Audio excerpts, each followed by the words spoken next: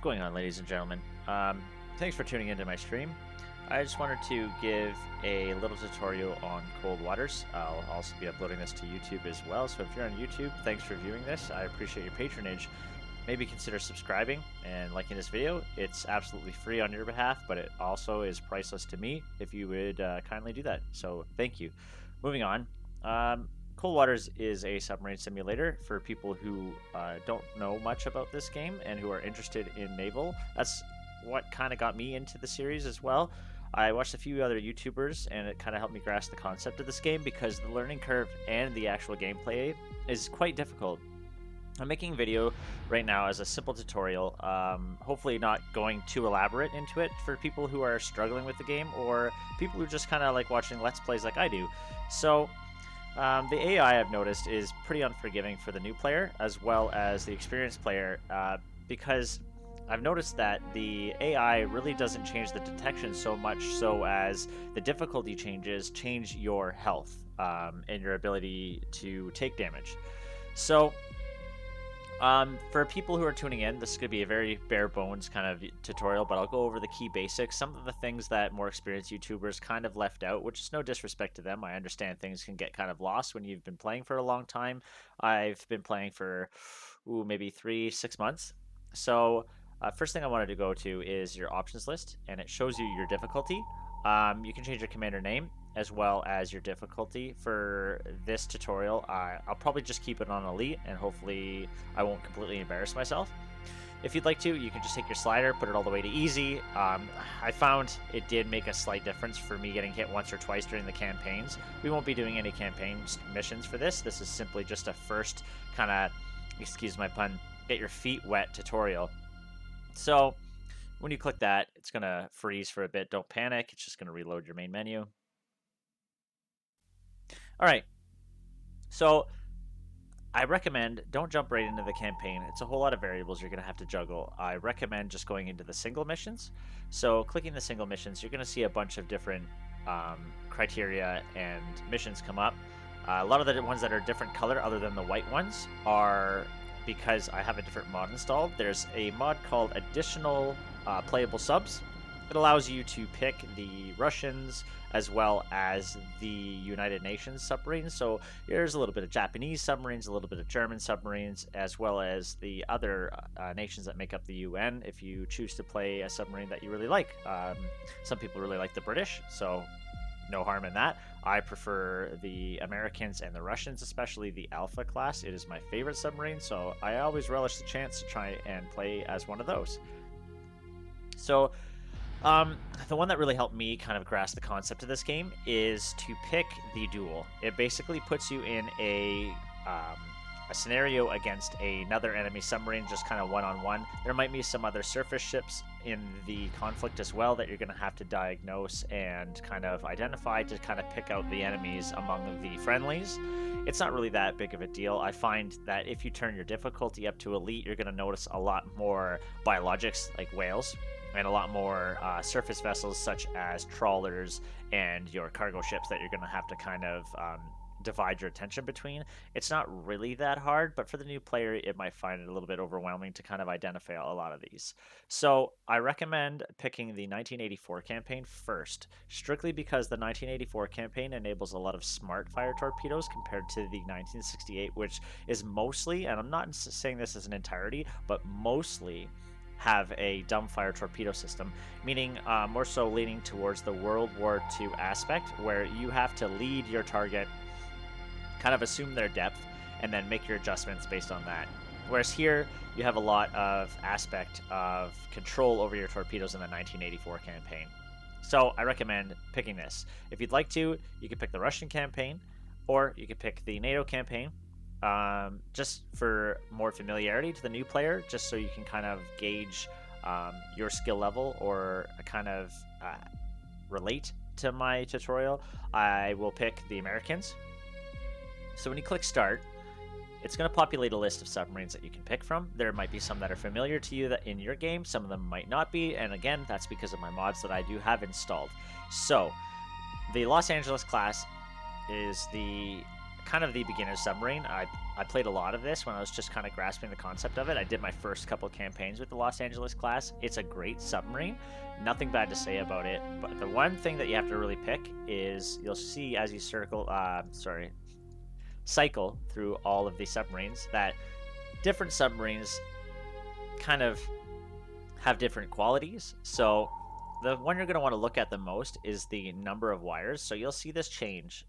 So if you look at the Narwhal class, you'll see that the number of wires is 2. And the wires meaning when you fire a torpedo doesn't communicate with the submarine wirelessly like a missile would, right? The difference is because the radio frequencies can't transmit underwater. Well, they can, but not very far of a distance. Like maybe in the most advanced scenarios, in like the military spec radio systems, communicate to maybe 50 to 75 meters under the water. So once your torpedo's gone, you kind of hope that you're firing it on the same bearing and kind of pray that it reaches the target and activates. Whereas a wire is exactly that. It's a long strand of wire that connects to the torpedo to your submarine and allows you to maneuver the torpedo on target and activate it sooner should there be a variable such as the submarine detecting you and going evasive. So this is really handy, especially to the new player who likes to adapt and fire a multiple spreads just in case you want to be vague with your solutions. So there's a couple that you can go through. I recommend the Los Angeles class. The Sturgeon class is also very good. It's just a little slower. But if you can, and I'm almost certain that you can, is pick the Seawolf class because it is the most advanced submarine that the U.S. actually has. And if I'm not mistaken, it's actually the current nuclear submarine that the United States use today. The reason why I'm saying this is you'll see it has a really high top speed. It has a really, really deep test depth in addition to having a high number of wires. So if you look, you'll see that there are 8 torpedo tubes and there are 8 wires, 4 on this side, 4 on the other side. And this allows you to modify the solutions and modify the trajectory of 8 different torpedoes at a single moment. So I recommend picking this one just because to the new player, it's going to give you the best chance at survival. So we're going to pick this. So it's going to say new command assignment, effective immediately. You're assigned command of this submarine. So we're at SSN 21. So we're going to click accept.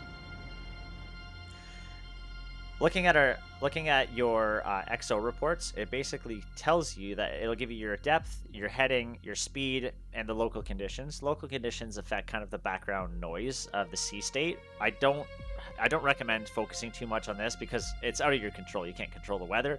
And 2, if you're careless with your operation of your submarine, they're gonna find you anyways. The main thing I really want you guys to worry about is bearing 279. That's very important because that tells you the last bearing that you contacted Sierra 1, which is our submarine, hopefully, is on 279. So there's options where you can go your XO status report, all hands manned battle stations, and close to. So both of these top 2 pieces of text that you can click will start the mission. The bottom one here will actually allow you to pre-arm your submarine with different torpedoes and countermeasures based on whatever you're fighting. So in the campaign, if you run into surface ships, you might want to load some of your missiles.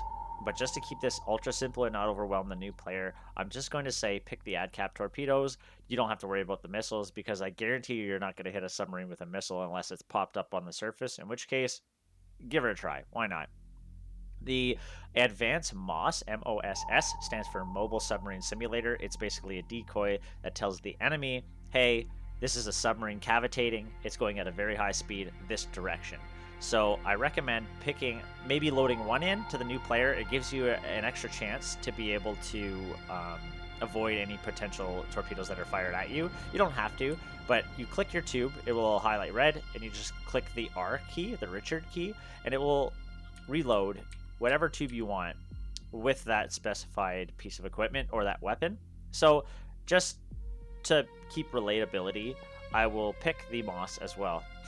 So we're going to click all hands manned battle stations. Now, just before I click this, I want to give some information.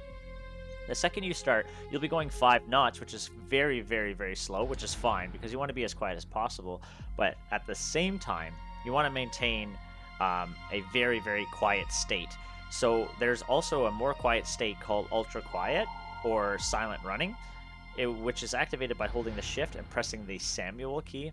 So the second you join in, the first thing you want to do, no matter what speed you're entering a conflict is, you want to be as quiet as possible. So you'll see that I just hit Shift S immediately, and you'll get the hang of the hotkeys. Don't worry about it. It was overwhelming for me at first. You'll get the hang of it. Don't worry. So we're gonna click all hand-man battle stations, and immediately we're gonna go ultra quiet. So Rig shift for ultra quiet. So now you'll see at the bottom right of our screen, you'll see contact bearing 279 designated Sierra 1. sonar, new contact bearing 315, designated Sierra 2. Okay, you'll hear me pause. Sonar, new contact bearing 006, designated Sierra 3. The reason why I pause is because the crew talking is very loud, and it's going to be a little bit garbled if I try to talk over them, so I'll just let them say what they have to say. A lot of it's very useful because you'll have a lot of things going on at once that you'll have to kind of divide your attention to, so I recommend this. So if you look at the tab key, and you look at your map, you'll see that we have a Sierra 2, a 3, and a 1. So this is probably due to my difficulty being on Elite, which is totally fine. Come left 253, helm I. To change your directions when you're in the tab menu, you're going to hit the H key. The H key will bring sonar, up lost a contact. green, Sierra 1, last bearing 281, contact faded. will bring up a green arrow, and you can change the bearing of your submarine. Come right 2. And if you hit the tab key back, 3, helm you'll see I. that the rudder actually turns and maneuvers my submarine. So I'm using this to kind of put myself in a position where I can identify the Sierra 1 because to the best of my knowledge, I am assuming that Sierra 1, the one that we contacted, is the one that we're wanting to hunt. That's not always the case. I've been wrong before. So if we look... sonar, regained contact on Sierra 1, bearing 282. Okay, so if we look, you'll see that there's a waterfall, and I'm calling this a waterfall because that's what it's called. It's just called a waterfall. So at the bottom, it's going to show you what you're trying to detect, and then you'll have a book or a database of biologics, which are whales, animals, and other ships that you're going to want to compare it against. And now, this is very fortunate because we could see that Sierra 2 is a blue whale. By hitting the Michael key, it will bring up a map where you can actually cycle through different items or ships, and you can see and match the items, which you can cycle through with the arrows here, or you could hit the apostrophe key or the colon semicolon keys, and you can cycle back and forth. So we already know what this is. We're going to identify it as a blue whale. That way we don't mistake it for a submarine, and we're not worried about it. So we're going to hit the enter key. Sonar, Sierra 2 is classified as biologic. And it's going to identify that as a blue whale. We're going to do the same thing for Sierra 3, and if it is a submarine, then we will adjust our maneuvering based on that. I don't believe it is, but like I said, I've been wrong before. So there's a bunch of different ways that your submarine will actually detect other submarines. If you look at the nose of your submarine as I'm cycling through this, helm, steady course. you'll see that there is a nose, which is where your sonar suite is going to be located in almost every submarine. So at the nose, there's a passive and active sonar suite, which are, you hear those classic submarine pings. That is all going to be your active suite. And then you have your passive suite, which doesn't make any noise, but listens to the noise being generated by other ships or oceanic vehicles. You also have, depending on certain submarines, the most advanced submarines today have this. You'll see these tubes, and they will have something called a towed array. And this is a long strand of wire that basically will be let out, and it's actually perpendicularly listening, and it's very, very sensitive compared to the nose. So when you're listening for something, you kind of want to be as perpendicular as possible immediately to try and listen to the best of your abilities. So try not to talk too much, that way we don't get detected by the Sierra 1, which is I hope is my submarine. We'll identify Sierra 3 and we'll move on. So I'm going to hit M, and I'm going to search through my database. I'm assuming it's a merchant of some kind. And if I'm not mistaken, I actually got lucky again, and I think this might be a stern trawler. I'll wait till this identifies a little bit further, but judging by the signature, excuse me, I'm almost certain that this is a stern trawler. So I'm going to identify that for now, but I'm just gonna use my gut instinct on that. Con sonar, Sierra 3 is classified as merchant. And I can tell by these low frequencies, these two bars here, that's actually a good moniker for a submarine. So I'm going to click the submarine tab right here. And we're going to look through the submarine tab. And you can see that on the waterfall, most of these are actually meeting up, which is very convenient. So I'm going to cycle through here, and I'm going to try and match something up. It's most likely the submarine we're looking for. And I want to say it could be Russian. But I've seen some Chinese submarines as well in here. This is also because of the additional playable subs. So yours will be almost Russian unless you have the exact same mod as me installed. Don't worry. If you'd like it, you can download it online. Just search additional playable subs, Cold Waters, and you can download it. I got it from a GitHub, but there are mod sites out there.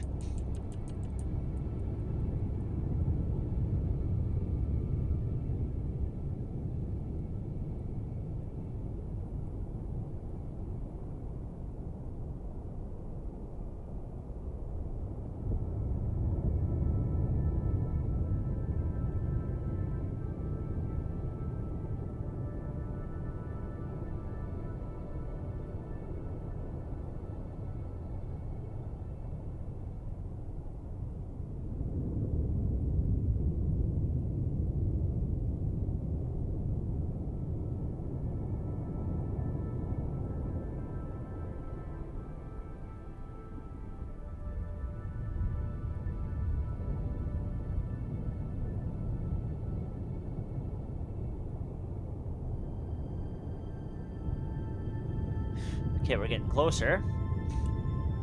I was gonna say, I'm almost confident that's an Alpha class. It is an Alpha 2, which is gonna be a very difficult fight for us. So, Con sonar, Sierra 1 is classified as submerged submarine. So now you can see by holding up the M key, or pressing the M key rather, you can see that this submarine, I'm going to divert my course before I start talking because this is actually a very dangerous submarine to fight. Come left 2, 2, 5, 1, helm aye. The reason why I like this submarine so much is because it's extremely fast. You can actually see that its top speed is 46 knots, which is almost faster than the torpedo that we're going to be firing. And until the invention of the AdCap torpedo, the reason why the AdCap torpedo was invented was because of the Alpha class submarine, is because it is so fast, it used to outrun the previous weapons that were designed to kill these Russian submarines. Not only that, it is an entirely titanium hull. It is an entirely titanium hull that you actually, it enables it to dive extremely deep. So it has a test depth of 2,000 feet, which if you saw or remembered from our original, is deeper than we can dive as well. So not only is it quicker, it can dive extremely deep as well. So what I'm going to want to do is I'm going to want to try and sneak up on it. Now the advantage of our submarine compared to the Alpha class is the submarine is deaf. It can't hear very well, which means if it can't hear, it can't see. So we're going to try our best to sneak up behind this thing and get a jump on it before it has a chance to go evasive, because chances are once it reaches top speed, it's going to be a slim chance for us to hit it with a torpedo. So if you look at the bottom left of the screen, you'll see it says Sierra 1, Alpha 2, and it says your bearing, the course, the speed, the range, and the solution. So we have a 95% solution, which means we are 95% certain that this submarine is exactly there. If you go to your conditions tab, you'll also see the depth in relation to your submarine. This is us. This is the submarine that we're going to want to be fighting. So if we look over by pressing the F key, so you have F1, which is us, F2, which is our target. So there's the Alpha. I think it might not even be an Alpha. This actually looks like almost like a Victor. This almost looks like a Victor class. Let me look. I could be wrong on my identification. Let me look. Con, helm, steady course. I am wrong, actually. This is a Mike.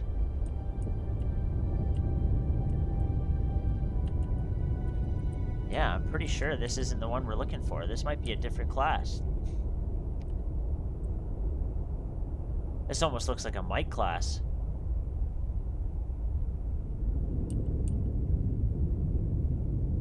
Well, that's perfect, actually. That's a happy accident. But the difference with the Mike class is actually it was invented to be a really deep diving submarine. So if it panics, it could actually dive deep enough to crush our torpedoes. So I'm pretty sure I'm gonna try and identify it, but I'm almost confident, judging by the solution, that it's a little bit different than what we're wanting to identify. Yeah, I'm willing to say that this is a mic class. Con I was sonar, wrong. Sierra 1 is classified as submerged submarine. So it goes to show you that every day we're learning something new. So I'm gonna want to sneak in behind this mic class, and I'm still gonna want to do the same thing. A submarine, um, when it has a towed array out, or if it's listening, it actually has a blind spot. Come And right every to submarine has two, this. nine, It's called five, Helm baffles. I. Baffling is basically the noise a submarine makes.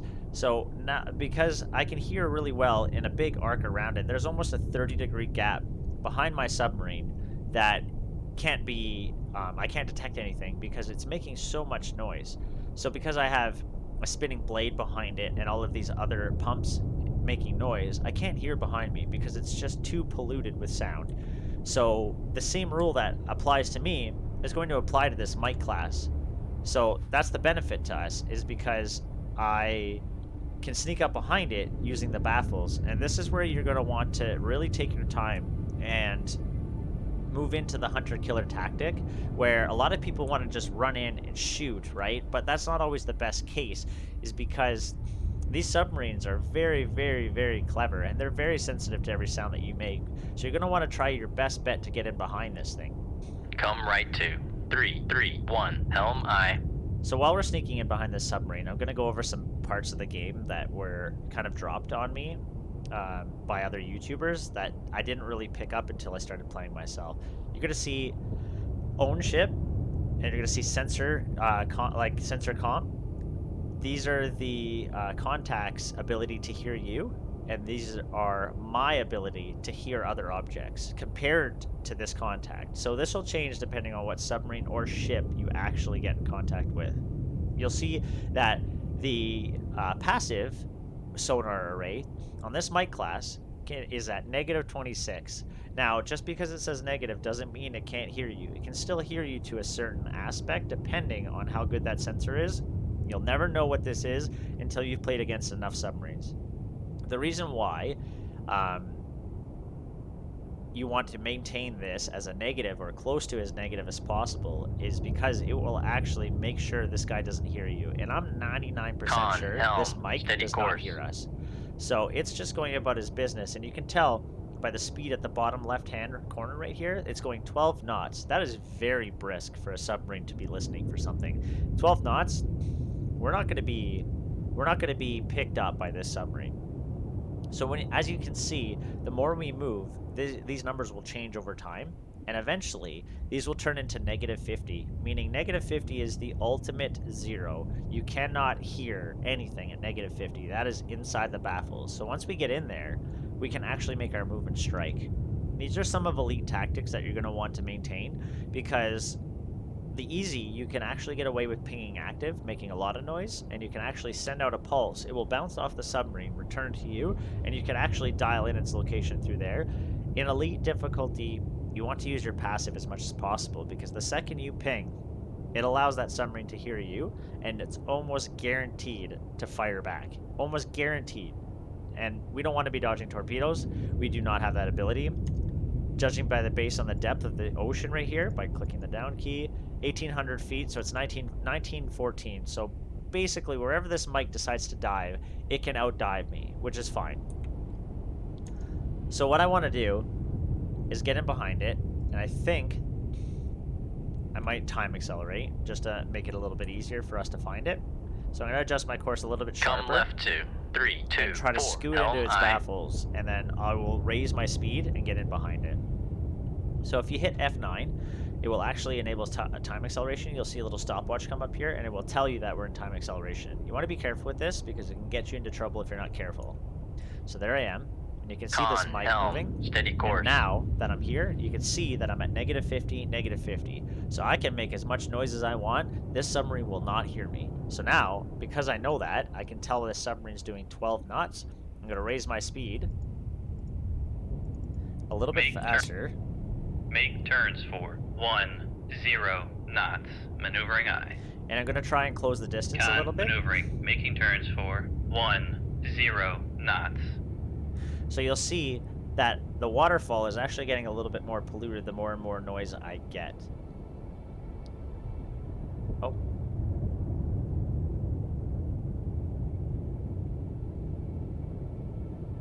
So you want to be careful, because the faster you go, the more noise you make, and that will actually cause you to lose the contact, because keep in mind, a submarine can't see, it can only hear. Come right to 343, helm aye. So if I go fast enough where I lose the Con ability to sonar hear... lost contact. Sierra 3, last bearing 335. Contact faded. Once I lose the ability to Con sonar lost contact. like Sierra 1, last bearing 342. Contact faded. you'll see that I no longer can hear the submarine because I'm making too much noise for my submarine to actually hear that. Steady course. But I can assume that it's still in this area. So what I'm going to want to do is I'm going to want to slow down. You can hit it by using the arrow keys, these B keys, which are called bells, which are bell 1, 2, 3, 4, and 5. They're increments, depending on the submarine. 5 is its max speed. It'll be 5, Con sonar 10, regained 15, contact on 20. Sierra 3, bearing 333. And then max speed is at 5. So I want to slow down, and I want to listen for the submarine again. I know it's still there, around this area, so I'm going to want to take the time and pick this thing back up. Making turns for 5 knots. Sometimes if it doesn't work, you'll actually have to go perpendicular again and allow your Con turret sonar regained contact on Sierra 1, bearing 335. You'll have to manually pick it up again by slowing down with your total rate.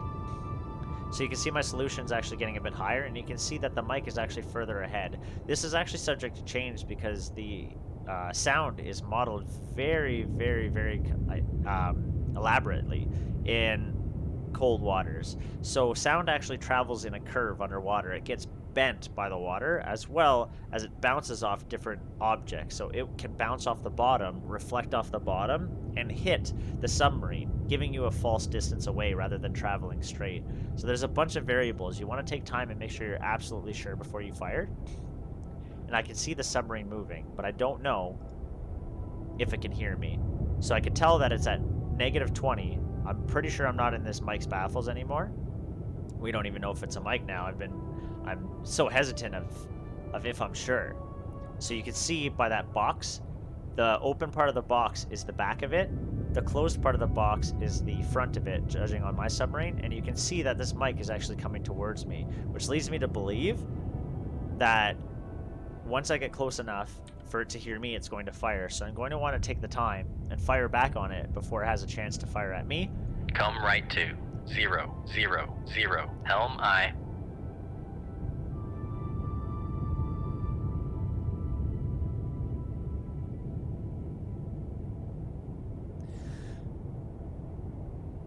So you can see it's at -19. This mic is actually danger close. You can see by how close it is once I just got that solution in, that mic is almost entirely on top of me from a submarine aspect, and it probably, -19, it probably hears me. Once it slows down, you can actually tell by the behavior of the submarine if it's listening for you. Sometimes submarines will slow to a complete crawl because they hear a whiff of a sound, and they'll slow down just to really pinpoint it. Right now, I think I might be okay, but I'm still going to want to fire on it anyways. Con, helm, steady course. So if you look on my map, there it is right there. And if you look at it, there I am in reference to it. So it's going pretty quick.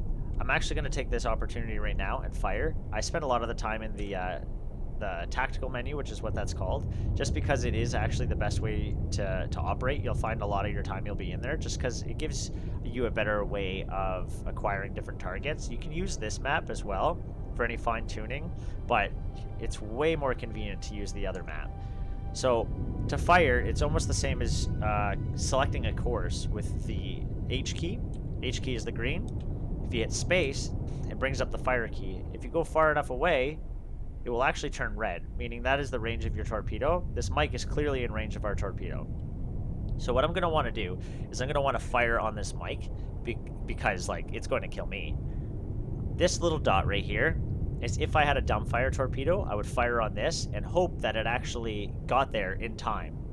So if you ever want to cancel, just left click, don't right click. Right click is your fire, and it will turn it away.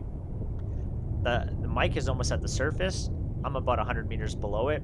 That's totally okay. So what I'm going to do is I'm going to space, select my torpedo, because my first one is a Moss, and I'm going to fire my torpedo. This is the left side of my submarine. This is the right side of my submarine. When I fire a torpedo, it's going to generate something called a launch transient. A launch transient is basically the sound of a torpedo being launched. That's basically what it sounds self-explanatory, but for the newbie, you might not know what that is. Now, my submarine actually has torpedo tubes on the left side, as you can see here, and the right. So when I fire, I want to fire with the right side of my submarine because I know this guy is on the other side of my submarine, and it will minimize the sound that this launch transient makes. So I'm going to want to make sure I fire with this set of tubes first, because if I fire with the left, he'll hear that sound and he'll immediately snapshot back to me. Maybe he will if I fire from the right side, but I'm going to try and be as lucky as possible and hope he doesn't. There's different modes you can fire your torpedoes in. If you hit the weapon sensor, this is passive, same way that we're listening passive, it listens for sound. Active, it makes the sound, listens for a return, and then hits back. So right now, I'm just going to use active. Active is a pretty good rule of thumb. And I'm going to fire 2, just to make sure. Don't be stingy with the torpedoes.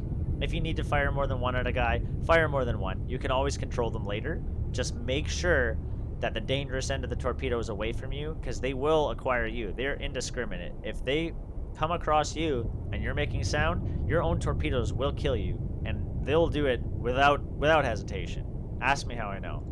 So I'm going to fire this torpedo, and I'm going to make sure that I fire it straight out first, because I'm going to do something called doglegging. And doglegging is basically faking the submarine into thinking that you're in a different direction, because I don't think he's going to hear the submarine, hear the torpedo, because I'm firing from a different direction. So I'm going to fire this out like this. Shoot tube 5. Aye, sir. And I'm going to turn these on passive right now, just so if the wire breaks, they won't alert him. Shoot tube 6. Aye, sir. Okay, so these torpedoes are now away, and you'll see that I can change these as I want to as a normal submarine. So now that I've fired them, I'm going to wait for them to go out a little bit of a ways, and I'm going to come in at a different angle just so he thinks I'm at a different place. So now, as they're moving out there, I'm going to move them out like this, and he's going to think that I'm coming from the other direction. And at the same time, I'm going to change my course. Come left 2, 5, 3, helm aye. You can see my torpedoes are away. The mic has no idea they're coming, because I fired them in his baffles. So I'm going to move my submarine away from the direction my torpedoes are going. And I might change my depth. It's called clearing the solution. So I'm going to clear my data, and I'm going to change my depth. Depth control is here. We're going to go 500 meters. Make depth 500 feet, dive high. Now be very careful, because when you fire a torpedo and you make really sudden and sharp changes of depth, you will notice that it could break your wire, so you want to make very gentle course changes.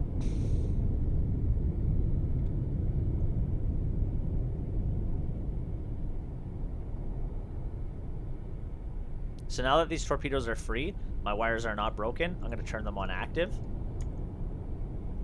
And that way, when they hit the end of this little square, they're going to turn active, and they will start actively hunting for targets once they hit it. I think right there is going to be where I'm going to want them to activate. Con sonar, launch transient from Sierra 1. Remember how I said he shot that launch transient? He heard those torpedoes, so he's going to fire where they came from, because he thinks I came from there. I'm not actually there. Oh, I'm seeing some messages from the chat. Fuel is dependent totally on the amount of, or what kind of torpedo it is, rather. So, if you look at the bottom left of the screen, TTR is the amount of fuel this torpedo has, so it has 10 minutes of fuel. So now this mic is pinging active. It knows that Con, something fire is firing control, on weapon it. acquired. So these torpedoes are coming for it. So I can't see this torpedo because there's so much. I mean, the Con submarine, sonar, there's so much noise. noisemaker bearing 281. Con, fire control, weapon acquired. So I got 2 torpedoes. If you'd like to move your torpedoes and they're still having the wire attached, you can use the Con, number pad helm, key and steady actually course. turn them around manually. So I'm going to turn this torpedo on. Con, I'm going to fire go control, directly weapon at it. acquired.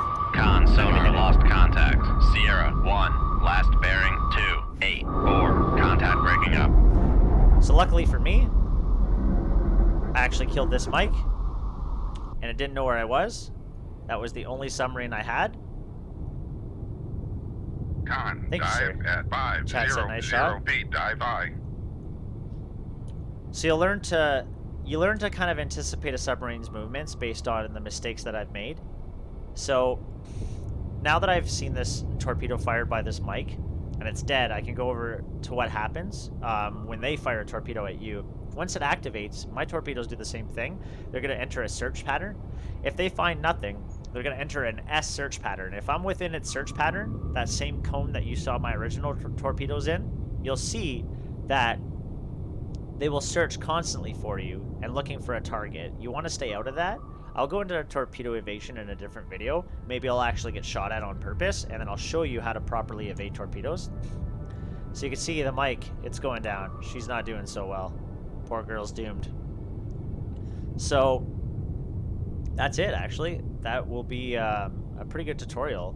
I must be honest, I recorded an earlier video. It was about 43 minutes. I was fighting a diesel submarine, and I didn't even detect it, so I wasted almost 40 minutes of time searching for an absolute ghost. It was like a hole in the water. I couldn't find it, and it was pretty embarrassing, so I decided to re-record this, and I'm glad that I did. This is pretty easy. So if there's torpedoes in the water, you'll notice that if you hit escape to try and leave, you can't because there's weapons nearby. Don't worry, that's that torpedo in the distance right there. All you have to do is wait until the torpedo explodes. And since we know that there's nothing else there, this is the torpedo that's searching for us. It will never find us unless I'm foolish enough to get, caught. So what I'm going to do is I'm going to open my map. I see it over there. I'm good. And I'm just going to hit F9. And I'm going to wait for this torpedo to blow up.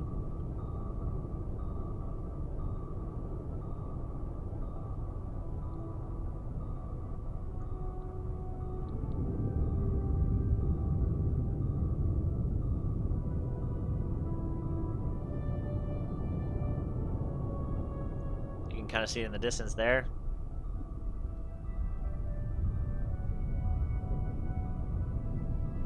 Torpedoes have a lot of fuel. There it goes. So boom, it's gone.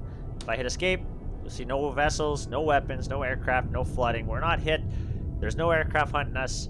No weapons are after us, and there's no vessels around us. So we can clearly go leave combat. Don't click abandon ship. Don't click abandon ship. Leave combat. So you'll see that it'll give you kind of an after mission report. You'll see that there's an enemy engaged. It was a Mike class, not an Alpha class. That was a good mistake. I'm glad I actually took the time to look at the side profile of the submarine and realize that I was wrong. We sunk it. It tells you how many weapons that are remaining. We had 24. Now we have 22. All the rest of them are all intact, and we have no damage because we took no hits.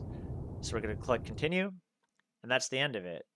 Hopefully, you guys took a little bit of information about this, and it wasn't too garbled and thrown together. I hope that it was a little bit informative. Once you get your, I know I said this pun again, but once you get your feet wet and you start experiencing different aspects of the game, it won't be as intimidating, especially on easy mode. I found the submarines to be easy to deal with. The hard part was dealing with the surface vessels, and I could probably do another one where we're fighting some surface vessels later, and I'll see if I can do a different submarine. So one more time, I'm going to upload this to YouTube. If you guys like my content, please subscribe. Like I said, it's free, but it's priceless for me. Helps me out. I appreciate everything that you're willing to do. So thanks a lot, and take care.